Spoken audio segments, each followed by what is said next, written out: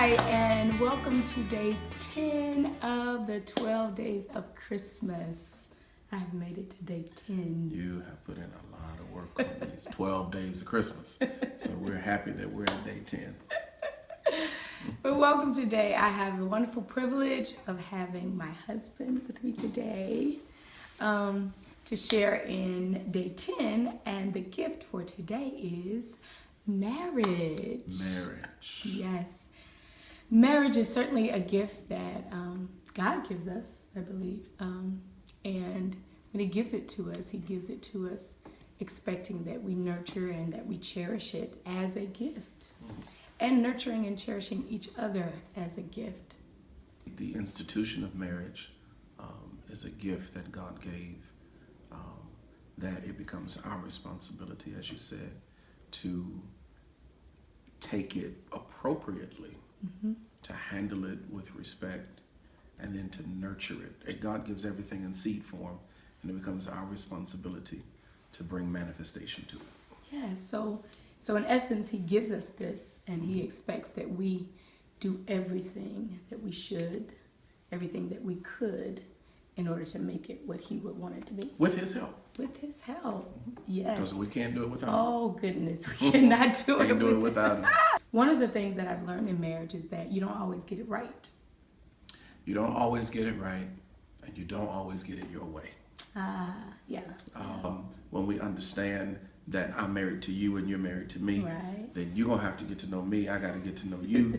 You got to deal with the best of me and the worst of me. I got to deal with the best of you and the worst of you. And we've got to do it in such a way where it looks to the world like it's perfect, and that we work on the things we need to work on. Yeah. Understanding. I love this term that I've heard before, that we are imperfectly perfect. Yes. It means that... Functional dysfunction. Okay. No. That's your term right there. No. But we are. Marriage is two people that are really imperfectly perfect. It's not that you are perfect in everything that you do, but you're striving to please one another. You're striving to love one another intentionally and to the greatest degree that you can. And that's what marriage is. It really is. One thing, as we have come along our journey, we have been married for 19 years. We'll be 20 years this year. Ooh, my God. That's, 19 is when you are grown man. out of the house. Yes. It's a grown man. Yes. Years. And even though it doesn't feel like it's been that long, I really do feel like I've known you and we've been together forever.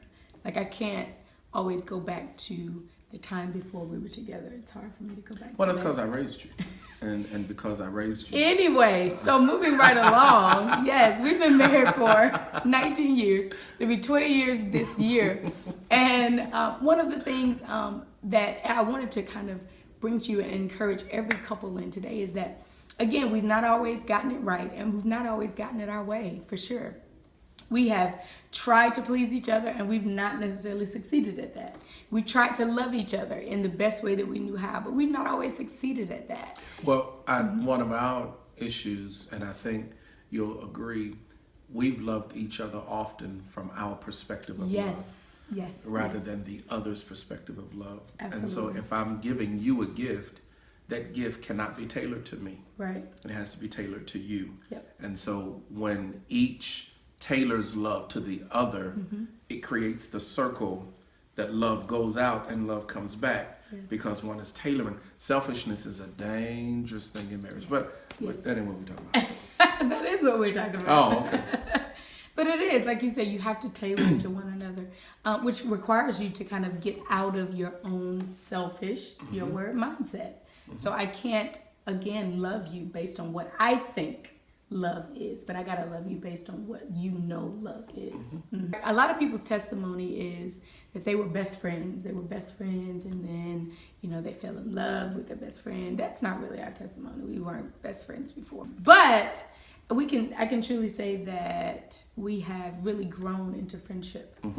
We didn't start off that way, but along our journey, we've grown into really becoming what each other needed and becoming the friend that each other needed, the companion, the lover, everything, every aspect of marriage. And so, again, the point is you don't always get it right. I tell sometimes when we counsel couples, you have the rest of your journey together to really make this the perfect marriage. It doesn't become perfect in the first day, the first year, the first 10 years. It doesn't really do that. 20. But you got to keep working on it. Love is truly, I believe, the ultimate teacher and example of unconditional love from God. It has certainly taught that to me. I'll speak for myself, that it has certainly shown me what loving unconditionally means. Any other relationship in your life, they kind of grow into different phases. So, when you grow up with your parents, eventually you grow up, get grown, and you move away. When you have children, eventually they grow up, they get grown, they move away. Friends, we can go and part and go to our separate homes. Cousins, aunts, we go to our separate places. But husband and wife, you don't really get that. We go upstairs privilege together. Necessarily. We fuss, argue. Yes. Listen, when we first got married, we were working together. Listen. Oh, goodness. We got up together. We rode to work together. We worked a cubicle apart from each other. We went to lunch together. We came back together. Sometimes he didn't always want to go to lunch. I was like, listen, I didn't seen you all day. I don't want to go to lunch with you. She would get so mad at me. I would be so And then we'd mad. ride home together. When we got home, I was like, I want to talk to you. You just want to be with each other No. all day long. No, that's right? her. I just be like, no. That's not me anymore. That was I've seen you all day long. 19 years ago. Going on somewhere now. I don't miss you. Listen, in marriage, you need to miss each other Yes, sometimes. I agree. So you can be happy to. I ain't seen you all day.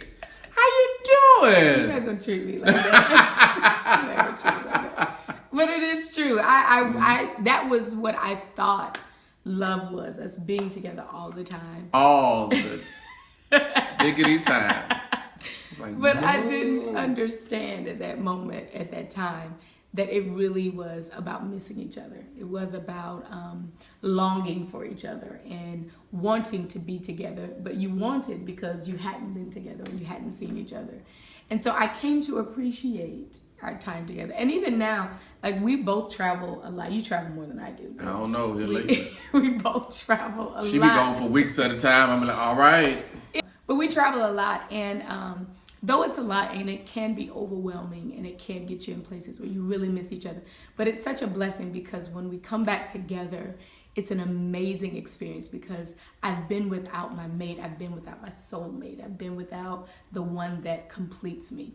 And one thing I must admit and I recognize, especially in this century where there's so many independent women and even independent men, that I need this guy. I absolutely need him in more ways than one. But understanding and discovering the fact that you need each other. Not necessarily that you are just this incomplete person without each other, but you really are. When God has ordained you to be together, there is a need that he puts in each other for the other. It's really a great experience to hear your mate say, I need you. I need you in my life. Because then that begins to awaken the wife or the husband in the other to begin to kind of satisfy and actually feed the needs of the other. So you begin to chase after each other. And then my last statement will be this. First last statement. In marriage, the governor of marriage is time. And a lot of times we don't consider the fact that we don't have as much time as we think we do. We don't know how much time we have to be married. We don't know how much time we have to be together. We don't know when life to life will take us from each other. Yeah. And so sometimes we function as if we have time, when in reality, the overarching governor or the Lord of marriage is time. And so when you start doing things and engaging things from a perspective that let me respect time, Yes. you'll heal quicker, you'll forgive faster, you'll move on from some things without just hashing every little thing out. You'll just be like, you know what? I don't know how much time Yeah. I have left. So respect time in your marriage. Yes. I can truly say that we have learned to forgive quickly, learned to move on quickly, learned to love each other to the best of our ability and with every intention that we have, because we have been given a gift of each other, and we want to make sure that we bless God in our gift. So enjoy this today. We love you, and I will see you tomorrow. He probably won't, but I will see you tomorrow. Merry Christmas. Christmas is gone. Yeah. It's the 12 days. Days of Christmas, yeah. So you got Christmas for 12 days. Right. Okay, Merry So you can Christmas. still say Merry Christmas. Oh, okay. Okay, Merry Christmas. Don't. My logic is And- undeniable. My logic is You see what I undeniable. have to deal with? My logic Merry- is undeniable. Merry Christmas and Happy New Year. Happy New Year. I love you.